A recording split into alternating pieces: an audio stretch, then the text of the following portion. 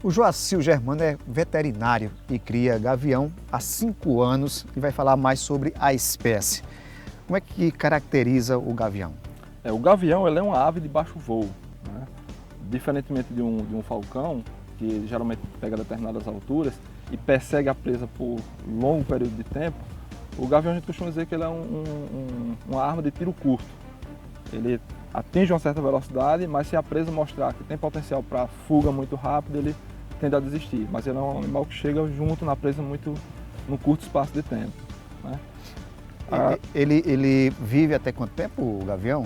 Olha, 30, 40 anos, a gente ainda não tem uma idade certa para esses animais especificamente, porque o criadouro começou em 97, então a gente não sabe exatamente até quando esses animais de falcoaria vão chegar. Mas a longevidade deles em cativeiro geralmente é maior do que em ambiente livre.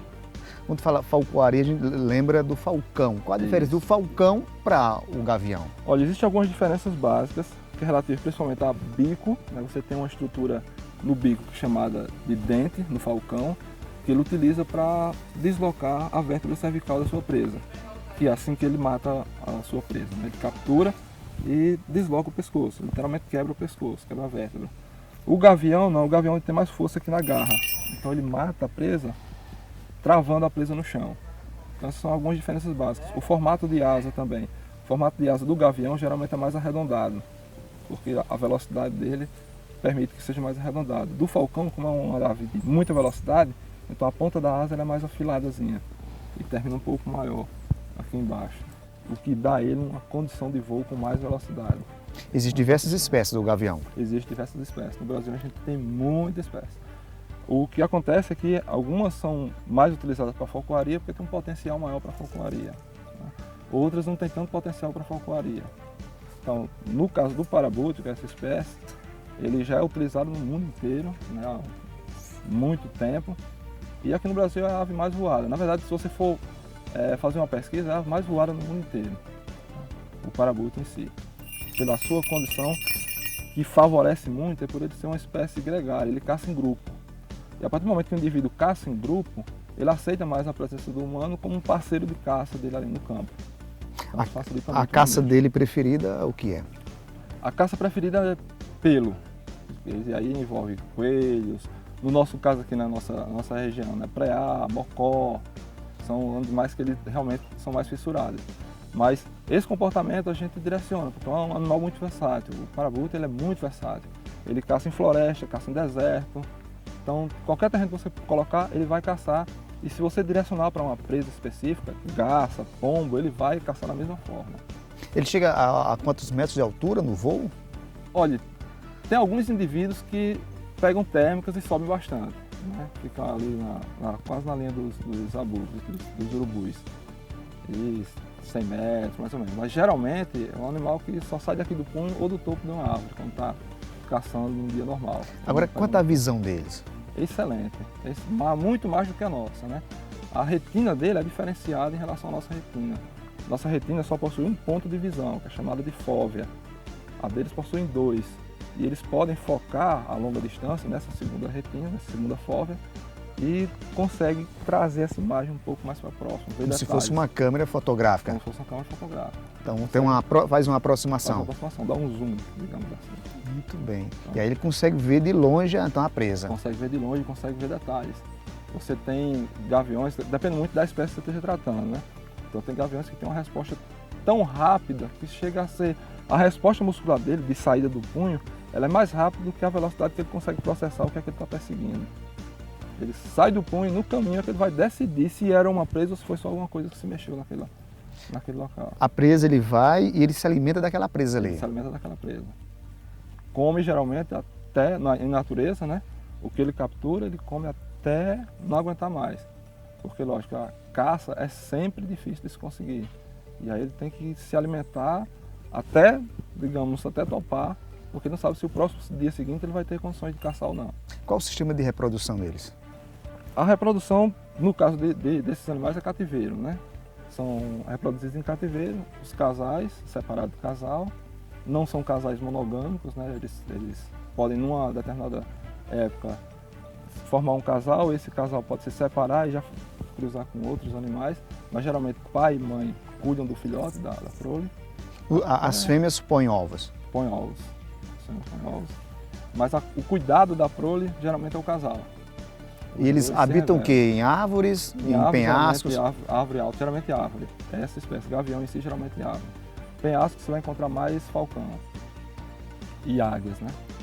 E aí diferencia um pouco a águia de falcão, mais pela questão de tamanho, de porte, porque a águia é um pouco mais avantajada. Então, a gente vai ter espécies intermediárias ali que até a classificação é difícil de saber se é águia ou se é falcão. O gavião tem predador também? Tem. Quem é? Tem predador, mas é bem mais difícil. Pelo porte dele é mais difícil. Mas outro gavião pode ser predador. Uma águia, por exemplo, uma águia chilena que nós encontramos na nossa região. Que é maior do que ele, pode ser um predador. Pode ser predador dele. Então tem essa dificuldade.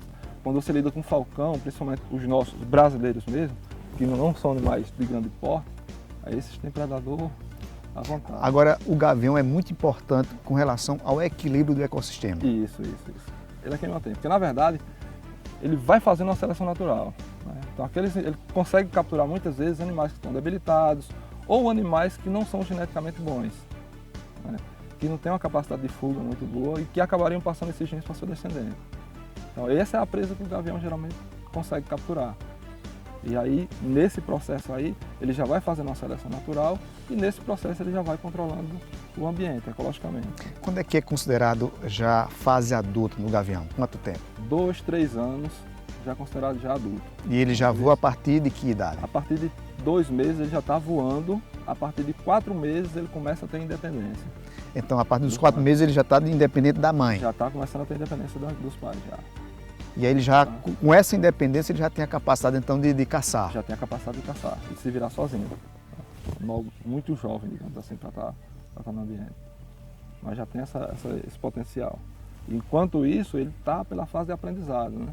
A mãe alimenta constantemente, a mãe e o pai estão alimentando constantemente, mas quando chega a fase dele sair do ninho para voar, ele começa a aprender a caçar e os pais é quem ensinam isso a ele, oferecendo muitas vezes presa morta, depois presa só atordoadas e depois presa viva para ele conseguir capturar nesse período curto que ele está. Ele é ensinado a caçar, então? É ensinado a caçar. É a função básica dele. Isso é um papel da mãe ou do pai? Ambos. Ambos fazem isso? Ambos trabalham nisso. Ambos trabalham na educação, se a gente humanizar na educação do... Você estava dizendo que o Brasil é propício à criação dessa espécie. O clima também influencia? Olha, influencia pouco. A gente tem alguns exemplos que eu até gosto de citar. A gente tem animais. Esses animais que a gente tem aqui, a maioria do criador Fukui, né, que é do Rio de Janeiro. E ele manda aí para todas as regiões do Brasil. A gente tem animais, a gente fez uma competição, nossa primeira competição, e veio animais que estavam em Santa Catarina no frio e veio para a região de Natal, que estava extremamente quente na época. E foram os animais que ganharam a competição. Ou seja, saíram no frio para um clima quente, numa mudança brusca de temperatura e não sofreram nenhum problema. Então são animais que têm uma versatilidade muito boa e se adaptam muito bem aos climas.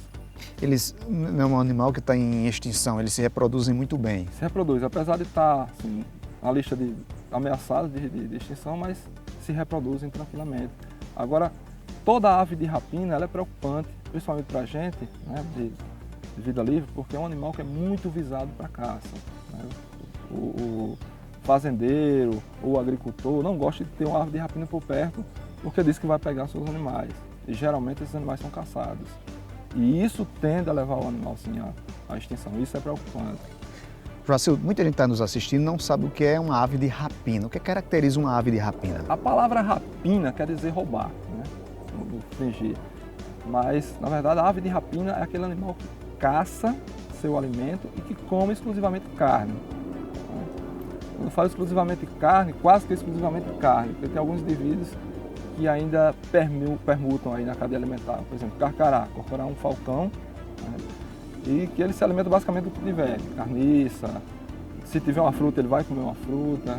É um animal bem versátil quanto à alimentação. Mas a ave de rapina em si é uma ave que se alimenta basicamente de carne.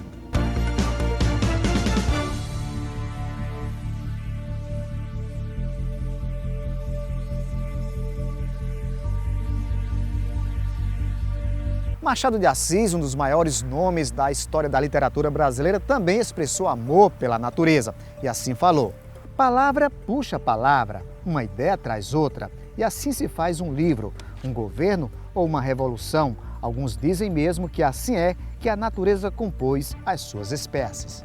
Ame a natureza, preserve o nosso planeta. Obrigado, a gente se vê em breve. Até lá!